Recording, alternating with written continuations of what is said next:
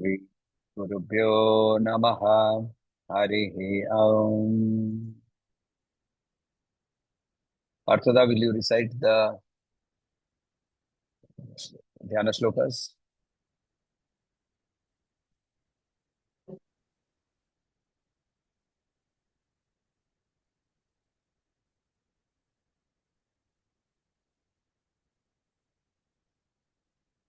Arthada, will you recite the Dhyana shlokas, please?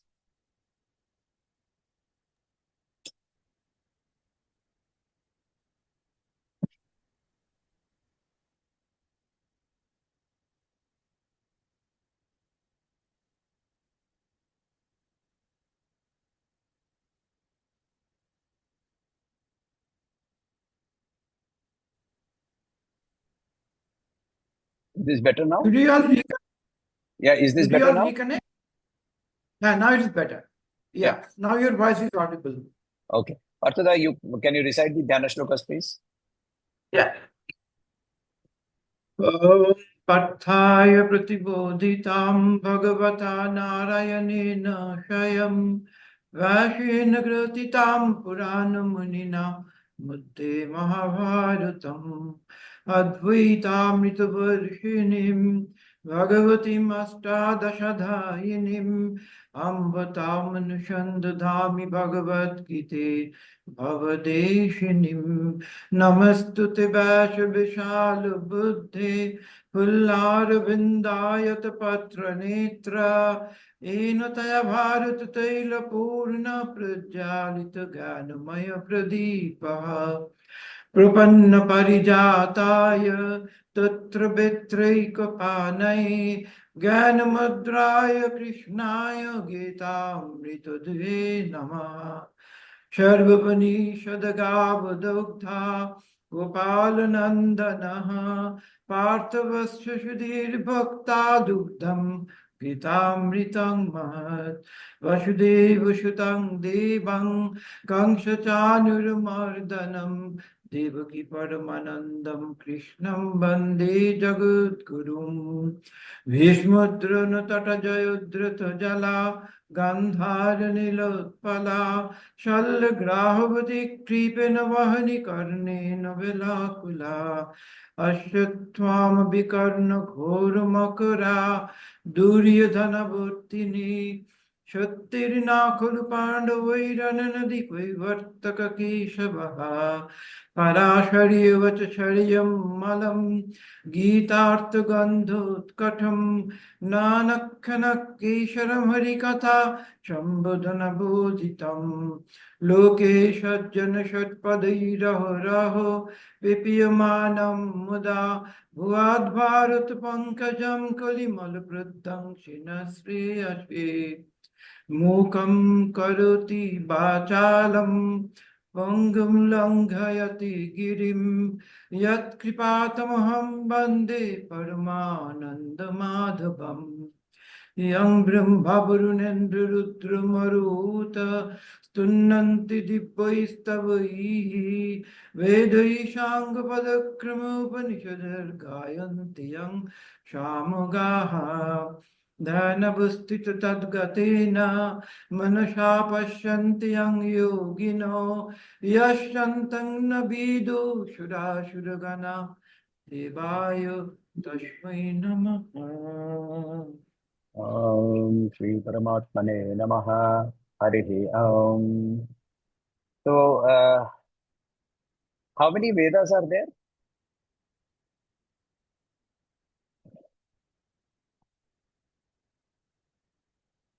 Four. You said some 100 and something are there. Vedas? Nee, that was what? We do 5, no? Rig Ved, Sam Ved, Yajur Ved, Atharva Ved. Char, So, 4. okay. So, in reality, there are only two. Only 2, okay. There's also a fifth Veda which has to do with Nada, something to do with music or something like that. Bharata Panchamo Veda Jamata Dashamo Graha. That is what it says. There are only 9 grahas. Right? Grahas are what? Does that cause disturbance in your life? Jamata dashamograha. Jamata घर में आएगा. Jamata means son-in-law. Dashamograha. Same way, Mahabharata is the Panchama Veda. Right? So, Bharato Panchamo Veda, Jamata Dashamograha. That is what it says. Chaturveda. Right? Chaturvedeshva Vedaha. There are 4 Vedas. That is what it says. Actually, the Vedas are only 2 in number. How and why I am saying this is, first, if you look at how the Vedas are arranged. The Vedas are arranged in Gadya, Padya. Gadya and Padya. Gadya means prose. Padya means poetry or song. So, take all the song part of the Vedas from the Rig Veda, put them together, and you call them Samaveda. So, almost all of the hymns in the Samaveda are found in the Rig Veda, except that they are chanted differently. Right? They are chanted differently.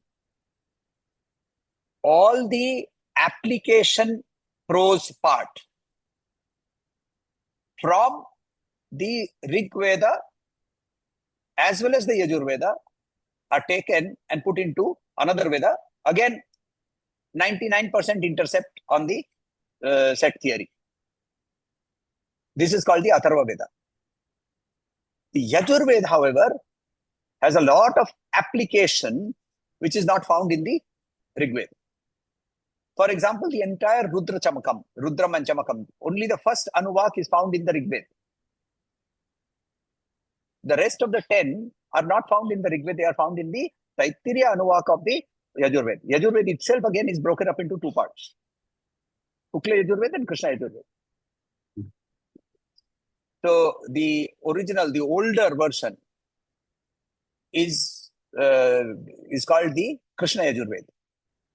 And Yajnavalkya was taught this, and then his guru was going for doing some tapasya, and his guru told him, look, in this tapasya I will not be able to do my Pitru Karyas. So I'm appointing you to do my Pitru Karya.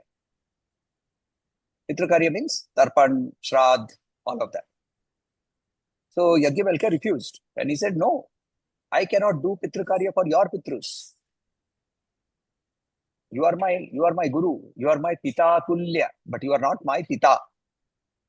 And your Pita is not my Pitamaha. So my offering of water does not reach them. So I will not do it. The guru got angry and he said, all the knowledge that you have taken from me, he said, you get out from here. He said, okay, I'm going. You leave behind all the knowledge that you took from me. So he spat out all the knowledge. And tittiris, they came and they ate up all this knowledge. Right? This is symbolic. What he did was he taught all that he knew to these children, and they recited all of it like partridges recite. So that whole part of that became the Taittiriya Anuvak of the Yajur Veda. Now, this Yajnavalkya was left without any knowledge of the Vedas. So he went back to the source. So he did Surya Tapasya. And Surya granted him the knowledge of the Vedas slightly different. And that part is therefore, since it came from Surya, it was bright. So it is called Shukla Yajur Veda. Shukla Yajur Veda is typically followed across the whole of northern India, mostly. And there are differences in pronunciation. Sha, as we pronounce it, although the letter and the sound exists in the Sanskrit language, even in the north, when it is recited at certain points of time, it is pronounced as Kha. Sahasra, Shir, Kha, Puru, Kha. Right? And in the south, there is a swara that is used, whereas in the north, the swara is different. So that became one part. Rigved remained along the banks of the Saraswati and around that belt. Teachers from that part went to other parts and taught the other Vedas, other compilations. Yes, please. What is the Bodhayana Sutra and I'll tell you. Yeah, I'll tell you. Okay, I'll tell you. So then, yeah, so I'll tell you. So now, so one part of the Vedas, which is called the Samaveda, one part of the Rig Veda, which is the singing part, that went to the eastern side. Mostly those who were in the eastern side, they picked up this part. So Bihar, Bengal, upper parts of Orissa, Assam, this part, mostly the Vedic tradition comes from Samaveda. So why am I telling you all this? What has this got to do with chapter 11? Nothing. It is just a commentary on the most musical exposition of the Gita Dhyana shlokas done by Parthoda. And Parthoda is a Samavedi. So, I mean, I don't know whether he's a Samavedi, but he comes from Bengal, and therefore 99% chances are that he is a Samavedi. So therefore, the way he recites, you will see he adds music. Right? We say Anushtup Chanda in the Anushtup Chanda method. Vasudeva Sutam Devam Kamsachanu Ramardanam Devaki Paramanandam Krishnam Vande Jagadgurum.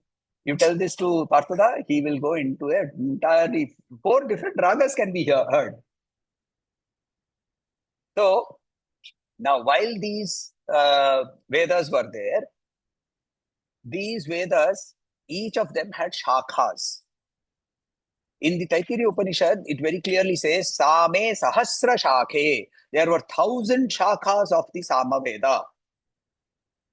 Right? What is this? These shakhas were traditions maintained by certain Rishis. Now, slowly over a period of time, these shakhas started getting looked up. And there are clearly mentions in the Rig Veda, there are 11 shakhas that were there. Today, only 2 exist. So the teachings of the traditions of 9 of the Rishis has got lost. Similarly, in Yajurveda, there were 33 traditions. Today, there are only 2. In Rig Veda, there are only 2, Ashvalena Sutra and Katyayani Sutra. I come from the Ashvalena Sutra. In the Yajurveda, there were 33, of which only 2 exist today. Apastamba and Bodhayana. Sama has only 1 shakha left. Atharvana has only 1 shakha left. Same Sahasra Shakhe, Veda itself says there are 1,000 teachers who are teaching Sama Veda in their own ways with their tradition. And that is why I keep saying that Veda Dhyanam, Veda Adhyayanam is something that we must teach, propagate. Otherwise, 5 generations down the line, another sutra will have vanished. Another sutra will have vanished. Another tradition would have vanished. So, coming back to the 11th chapter. Now, as we start with the 11th chapter, did I give any homework? So can we start from there, please?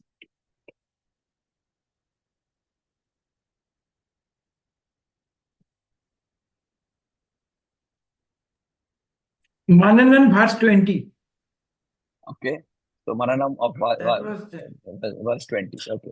Dyava prithivyor vidamantaram hi vyaptam tvayekena dishasya sarvaha drishtadbhutam rupamugram tavedam lokatrayam pravatitam mahatman. Okay, now go ahead.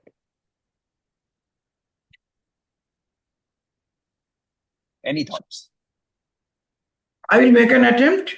Of course. Unless anybody else is no, talking. Please, start. Okay. I was jotting down my thoughts. My traditional thing that Arjuna has seen a transformation from verse 1 to verse 10. And that has happened through persistent inquiry and Krishna dispelling all his doubts. But still, according to me, this small little doubt was lingering in Arjuna's mind.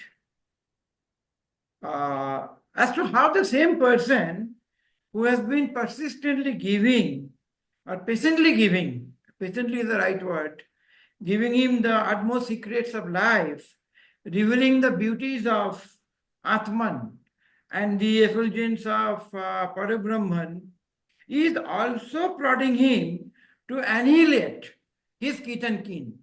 So that little doubt is there in Arjuna's mind by engaging in the fierce battle. So this apparent dichotomy was still troubling Arjuna, and Lord Krishna, in his inimitable style, revealed his Vishwarupa. So that was the last straw.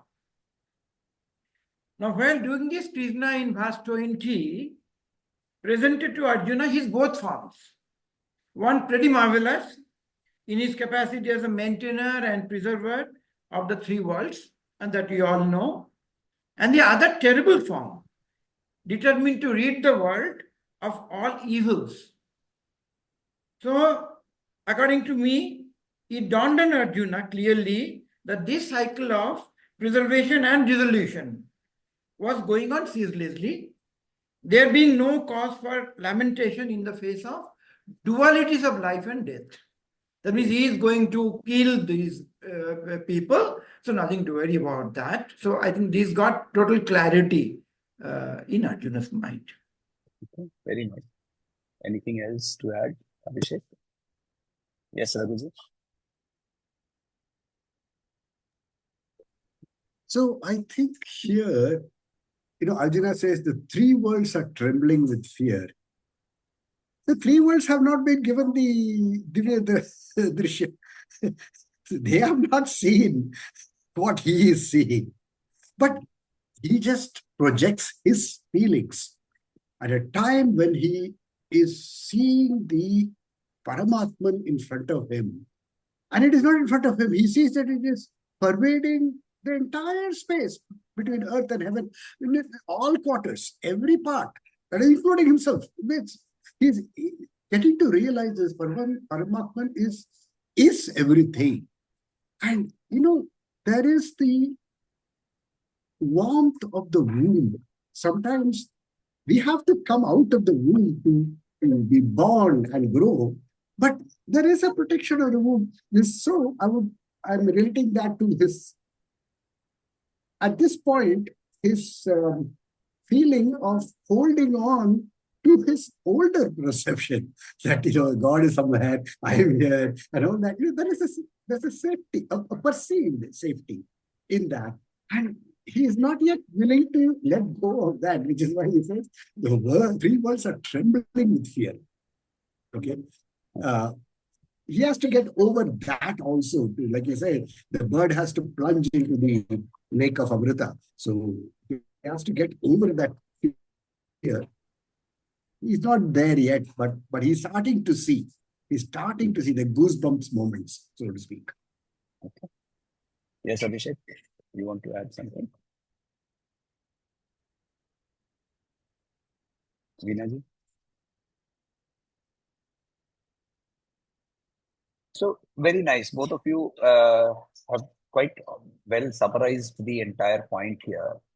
That when I am faced with something that I have never seen before, something that is not only not seen, but inconceivable, I have never even imagined something like this, what is it that will happen to me? Today is Nrsimha Jayanti. And today is the day when the Lord took an inconceivable form, appeared from an unimaginable place to do an most amazing thing.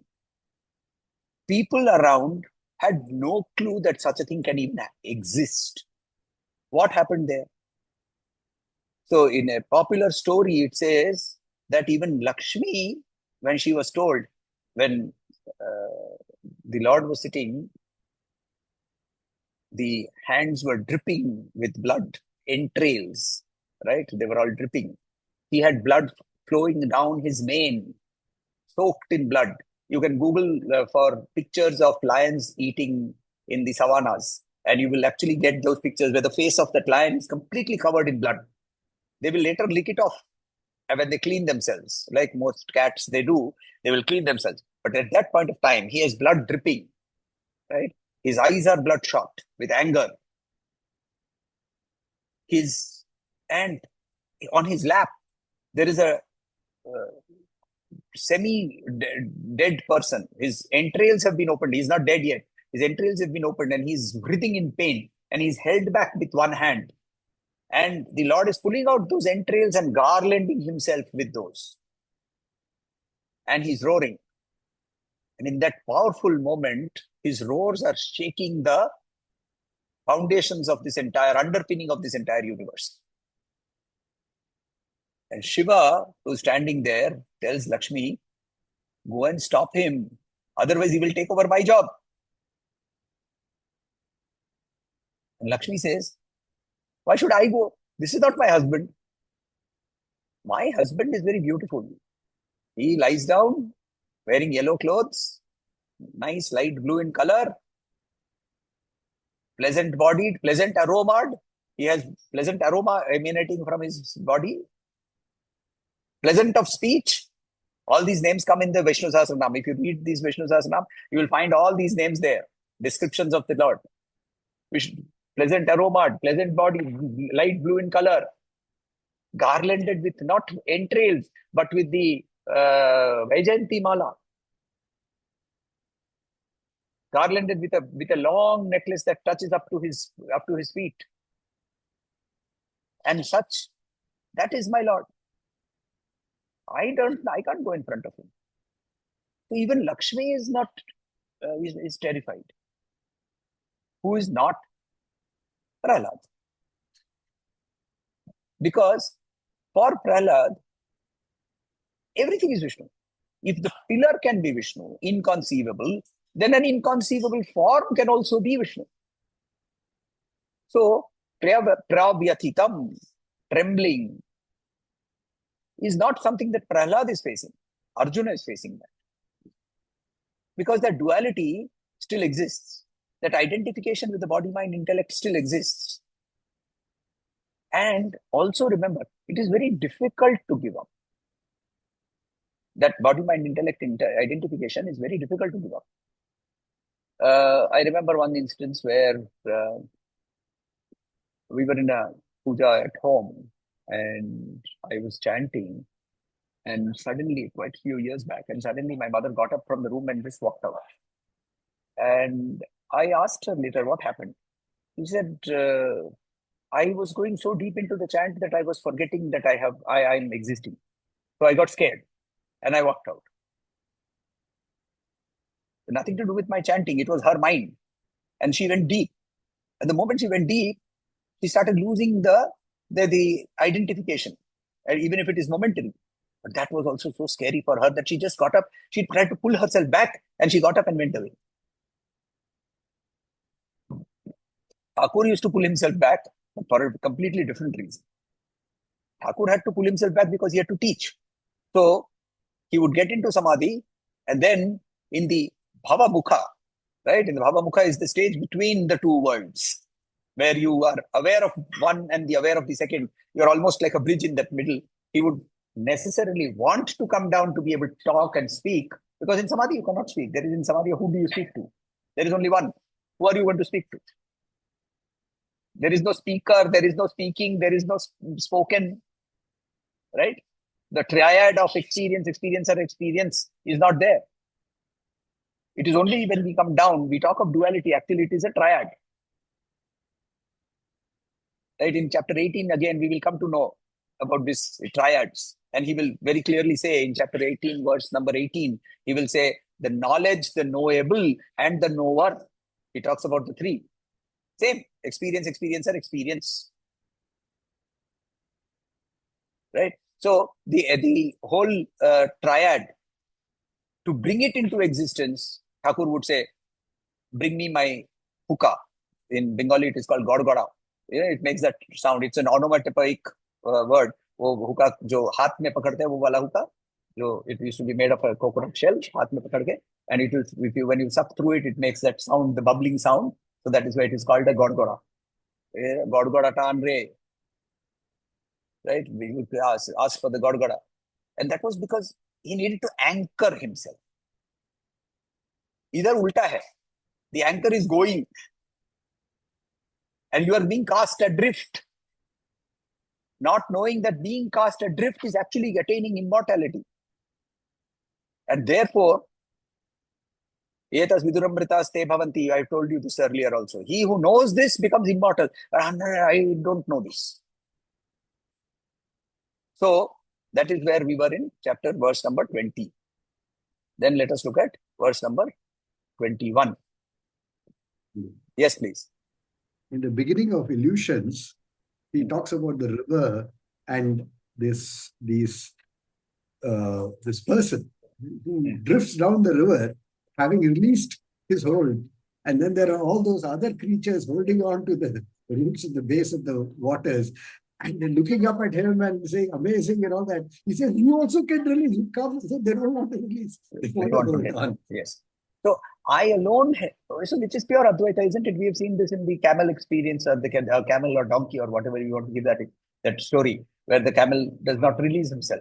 He does not walk because he feels he's been tied. The illusion of reality is something we have created to ourselves. And which is why I keep always saying this. You don't need to realize, you need to unrealize. That which you have made real, you need to understand that it is not real. Now, he goes on to say, Ami hi tvam sura sangha vishanti. Ami hi tvam sura sangha vishanti. Kechid bhita pranjalayo grinanti. Kechid bhita pranjalayo vigrinanti. Swastit yuktva maharshi siddha sanghaha. Swastit yuktva maharshi siddha sanghaha. Tuvanti tvam stutibhih pushkalabhih. Tuvanti tvam stutibhih pushkalabhih. Ami hi tvam sura sangha vishanti. Kechid bhitah pranjalayo grinanti. Swastit yuktva maharshi siddha sanghaha. Stuvanti tvam stutibhih pushkalabhih. Ami, these. He indeed, tvam, you, sura sanghaha. Sura, the word sura here means the celestial beings. Sura sangha, the group of all celestial beings. Vishanti, they enter. Vishanti, the word vishanti means to enter. The same root as in Vishnu. So, sorry, not the same root as in Vishnu. In Vishnu, the sha is different. It means pervading in Vishnu. Here is vishanti, entering. Kechid bhita, some. Kechid, some. Bhita, in fear. Pranjalayo, holding in hands, in folded hands. Grinanti, they are praising. Swasti, auspicious. Yuktva, uktva. Uktva means reciting, speaking. Uktva. Uvacha, we have seen, right? Similarly, uktva. Swastit, yuktva. That's a sandhi. Swasti, uktva. Swastit, yuktva. Maharshi siddha sanghaha. Maharshis, the great Rishis, and the Siddha Sangha, perfect beings, the perfected beings. Tuvanti, praise. Tvam, you. Stutibhi, praise and hymns. Stutibhi is prayer or praise, whatever. So, Stuvanti is praise, Stuti is prayer. Pushkalabhihi. Pushkala, the word Pushkala has multiple meanings. The word Pushkala, if you look at the Monier-Williams dictionary, it has given about 20 odd words, 20 odd meanings. Strong, rich, resounding, melodious, multiple, powerful. Also, the bowl of a spoon is also called a pushkala.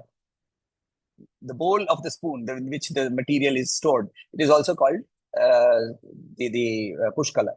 So, the word pushkala here, Pushkalabhihi, my interpretation is slightly different, and therefore I'm making a point to say that it is my interpretation. So therefore, you are free to choose not to take it. Gurudev describes it as sublime, and Shankaracharya describes it as complete. Right? However, I normally here say there are two possibilities for me. One is profuse, which is a given meaning of Pushkala, and the other is melodious. This is another meaning of Pushkala. That also, however, you can apply whatever meaning you want to. Essence of the word here, the essence of the verse here, very, very important. You have to understand this verse very beautifully. Because this verse will lead us later on into chapter 13, into chapter 15, and so on and so forth. He says, there are three different types of reactions that can happen to this vision. Some have fear and enter into this state with fear. And he will repeat this in the next verse also. Some are entering you with as a part of their normal process. And some are actually standing there looking at you and praising you. Siddha Sanghaha, the perfected beings. Popularly, it's a popular belief. There are no scriptural basis for this, that at any given point of time on earth, there are 18,000 perfected beings. Some of them appear in the world to teach. Most of them do not. They are remaining in the state of non-teaching. However, when teaching is required, they appear in front of mankind and teach, and then they vanish again, go back into their perfected state again. It's a popular belief. This is also the one of the beliefs that is said that in terms of Sri Thakur and Swami Vivekananda, that he used to call these people Jivan Muktas.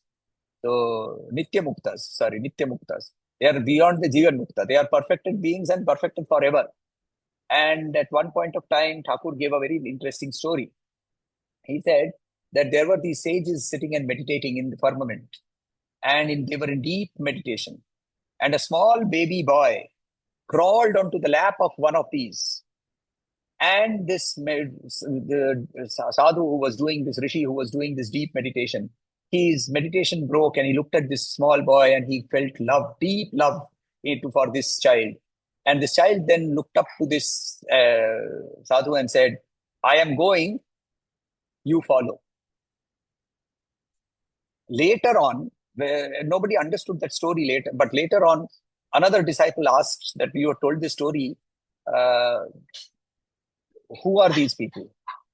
And he did not say anything about the child, but he said that Rishi is Vivekananda. Naren is that Rishi. Now, obviously, it also means that the child is him. It's an interpretation that we have to understand, that the child is him. And the condensed form of the divine avatar, that is what is the avatar, the condensed form of the divine appeared and manifested. So, and these perfected being, whoever that Rishi was, appeared, taught, vanished. And that is what apparently that is supposed to do. So, Siddha Sanghaha. For them, this is a reality that they see every day. That is their reality. That is their reality. In the Dhyana Shloka, verse number 9, last verse. Anybody remembers? Yam Brahma Varunendra Rudra Martha Stunvanti Divyaistavaihi Vedai Sangha Padokramo Upanishade Gayanti Yam Samagaha Dhyanavastita Tadgatena. क्या बोलते हैं? Repeat. Dhyanavastita Tadgatena Manasa Pashyanti Yam Yogino. Right? In dhyana, they are constantly seeing. Right? Later on in this same chapter, we will see some places where Krishna himself will say, nobody has seen this before. We will have to understand what that means. But right now, what we are seeing here very clearly, that there are people who have seen, there are people who are reacting or responding to this vision. And there are three different categories. in which this response is happening. So he goes on in verse number 22. Rudraditya vasavo ye cha sadhya. Rudraditya vasavo ye cha sadhya. Vishveshvinau marutaschosmapascha. Vishveshvinau marutaschosmapascha. Rudraditya vasavo ye cha sadhya. Vishveshvinau marutaschosmapascha. Gandharva yaksha sura siddha sangha. Sorry, siddha sangha. Gandharva yaksha sura siddha sangha. Vikshante tvam vismitasyaiva sarve. Vikshanti tvam vismitasyaiva sarve. Gandharva yaksha sura siddha sangha. Vikshanti tvam vismitasyaiva sarve. Rudraditya vasavo ye cha sadhya. Vishveshvinau marutaschosmapascha. Gandharva yaksha sura siddha sangha. Vikshanti tvam vismitasyaiva sarve. So next, Arjuna is describing how is the cosmos responding to you. What he has described is the 33 crores of devatas. Right? All the 33 crores. Koti, it is not crores. Koti does not mean crores.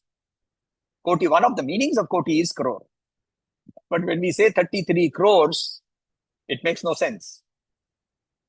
So it is said 33 koti. The koti word also means classes or types.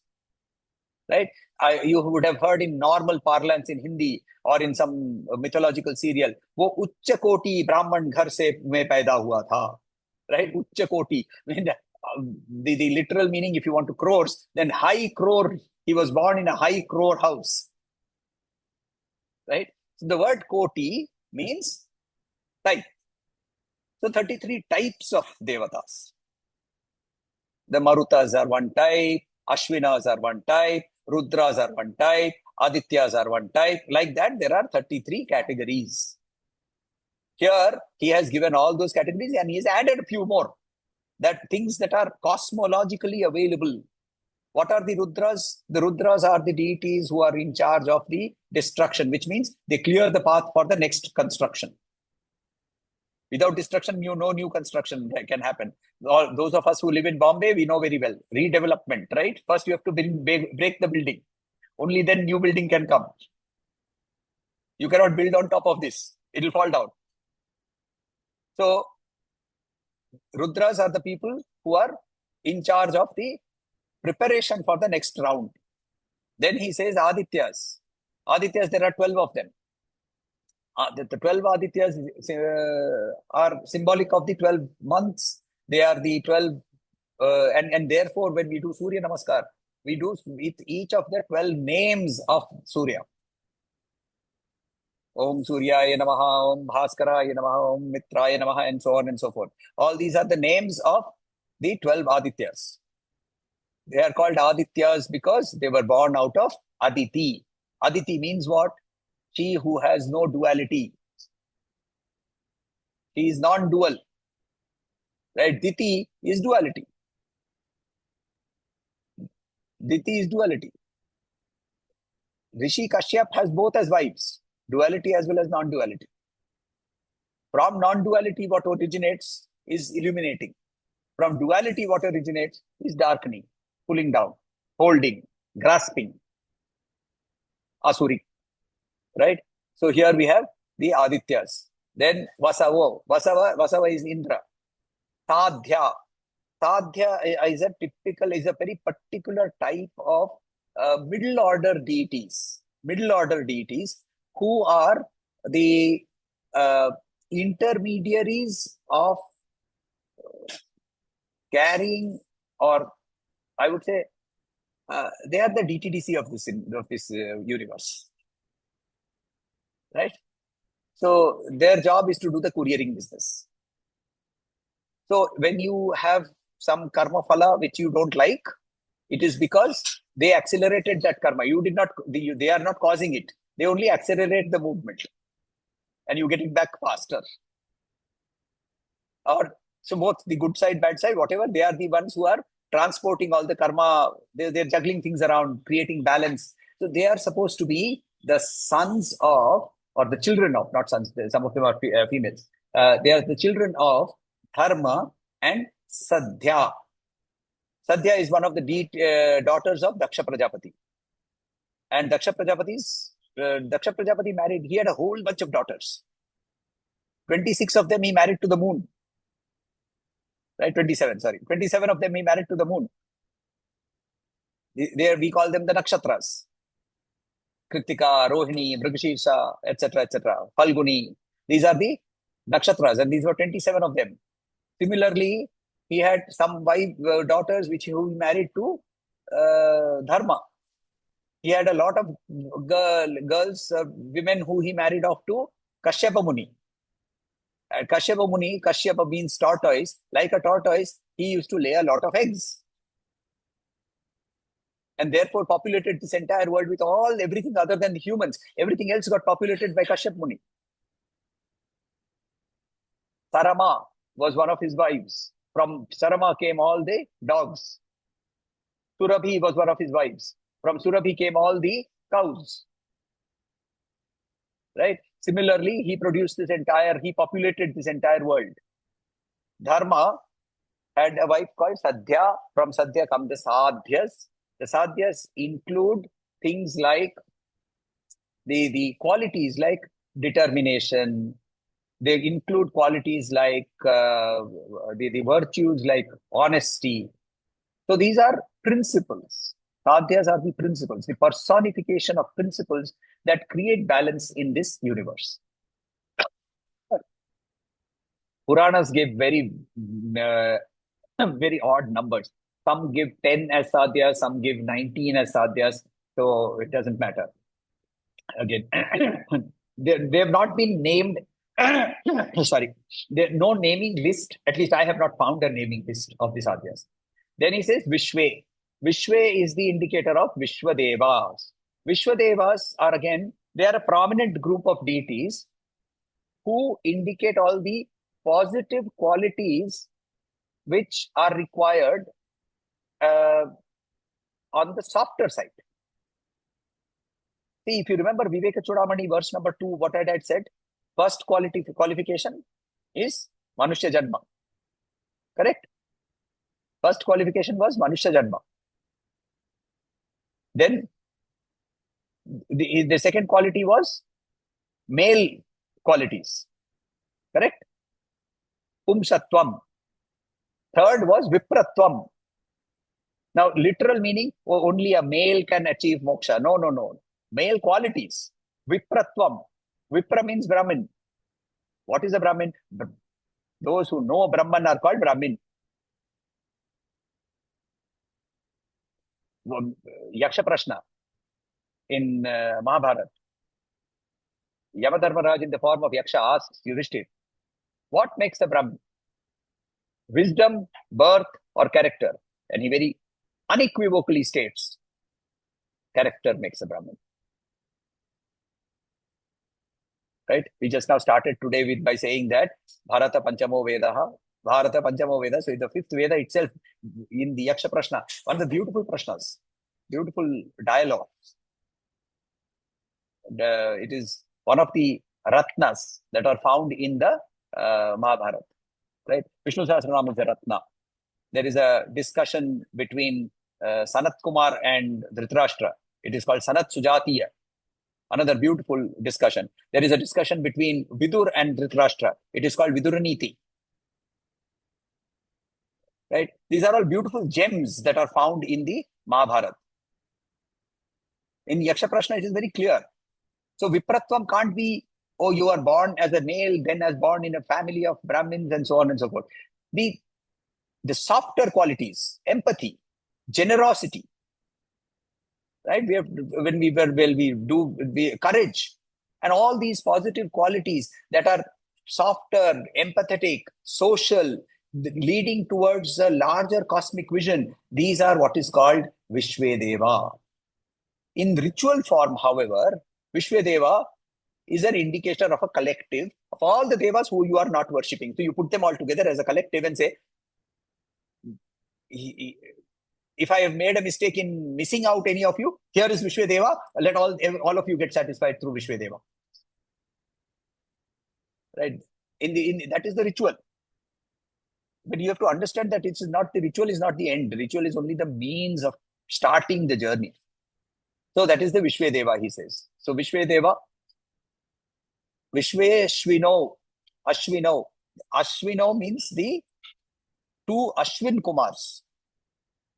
Right? The two Ashwin Kumars. These Ashwin Kumars, the story is that the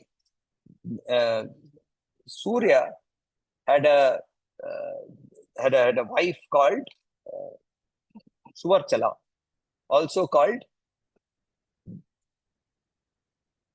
Sanya. She was called Sanya. So Sanya, at one point of time, could not stand the heat of Surya, and she then she was the daughter of Vishwakarma, and she ran away from the house. But she realized that she cannot run away without leaving behind a substitute. So she created her own shadow, gave life to it, called Chaya, put Chaya in place, and went off to do her own tapasya to get Surya's light to be reduced. And she took the form of a mare, female horse. I'll not get into the Puranic story, but when Surya ultimately found her, he discovered that Chaya was a substitute and so on and so forth. He then went in search of his real wife, original wife rather, and he took on the form. He realized that she is doing tapasya in the form of a very beautiful female horse, in the form of a mare. So he took on the form of a stallion. And they mated, and they produced two children called the Ashwina Kumar. Ashwa means horse. So the Ashwina Kumar, now Surya in the Ayurveda, they are Surya is the deity of healing. Dharmantari is the god of healing, but the deity who takes charge of healing. Now, which is very true, isn't it? In the light of Surya, if you have strong sunlight entering into your house, if you have sunlight will automatically mean that you have fresh air also coming in, and so on and so forth. Disease cannot happen. In general, disease will not happen. So, Surya is associated with healing. His children, Nasatya and Dasara, two children, twins, called celestial physicians. They are called celestial physicians, Ashwina Kumar. One of the most famous stories of Ashwina Kumar is how they restored the youth of Chavan Rishi. But that's for a different time. Chavan Rishi restored the youth of Chavan Rishi using a herbal concoction. So what is that herbal concoction called?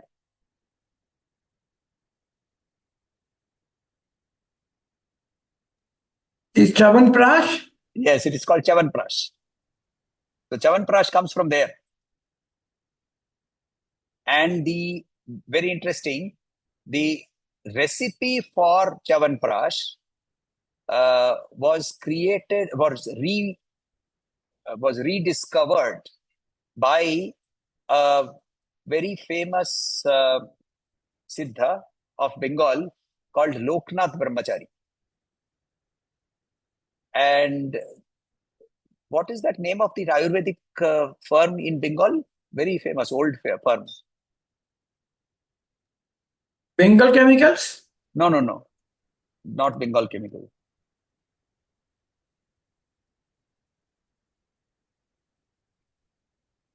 I'm forgetting the name. Absolutely forgetting the name. It is named after a particular person. That name of that person, he is he was a devotee of Loknath Brahmachari, and he went to him and said, "I don't have even food to eat," and so on and so forth. So very cryptically, he gave a statement saying, "Jadi booty pees ke khao." So he said, what is this jadi booty piece ke khao? So then he gave him the recipe. These are the jadis, these are the booties that you have to mix together.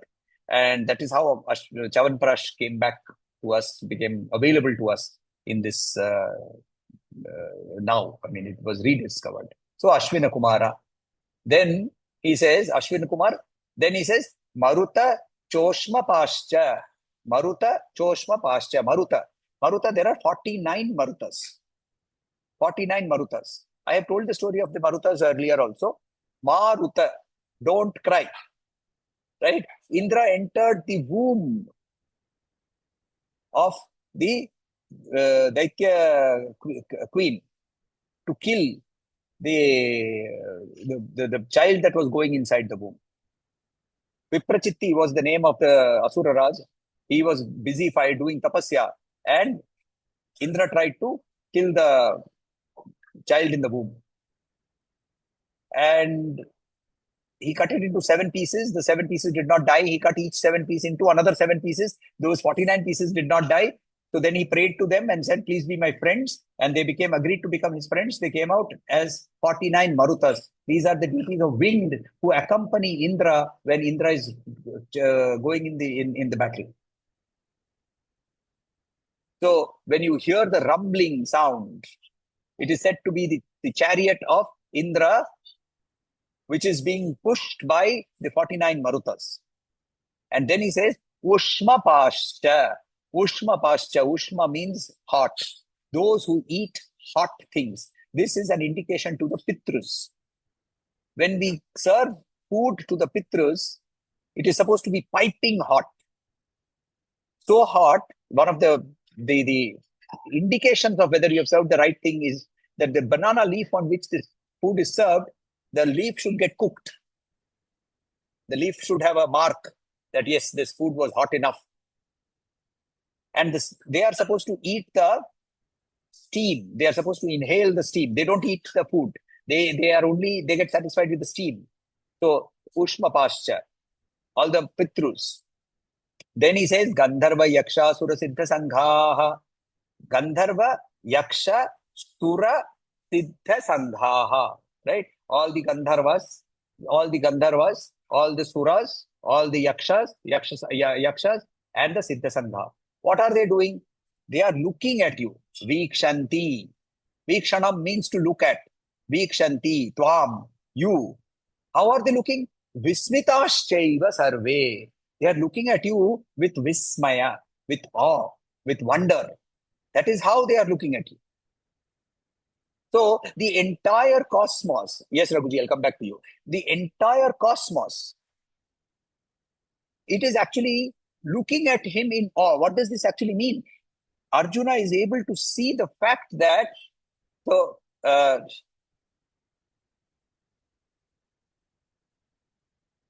just one second.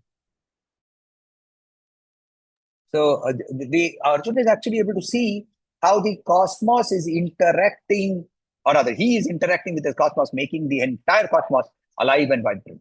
Yes, Raghuji. Is it suras or asuras? So, okay, both can be.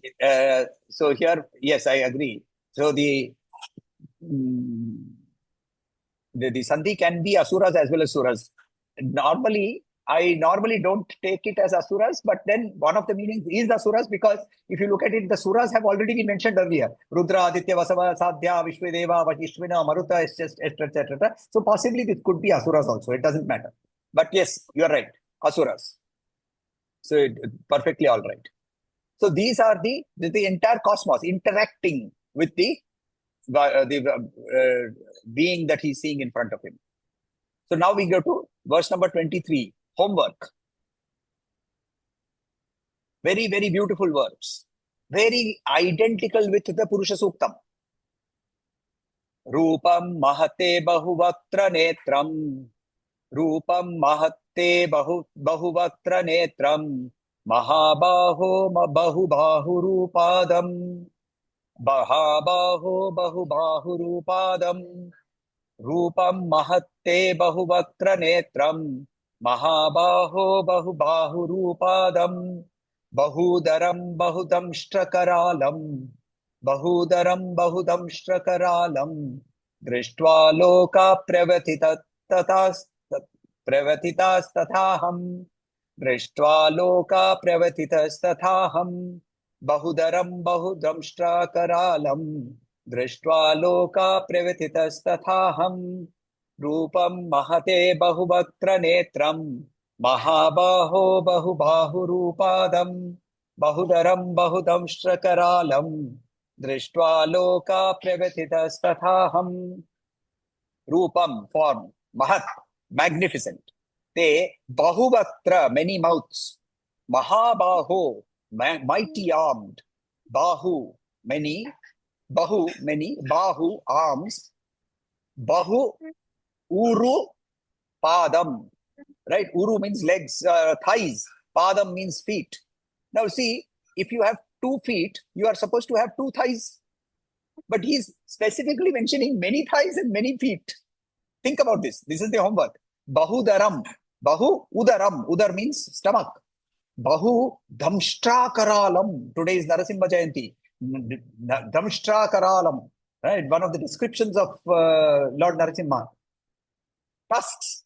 Mouth with large teeth. Dhamshtra-karalam. Drashtva loka pravathita. They are trembling. Tathaham. Even I am trembling. Even I am trembling. Tathaham. Right? Homework, please. Very beautiful verse. You have to understand the meaning. You have to understand what is being said over here. Chaliye. We'll end the class.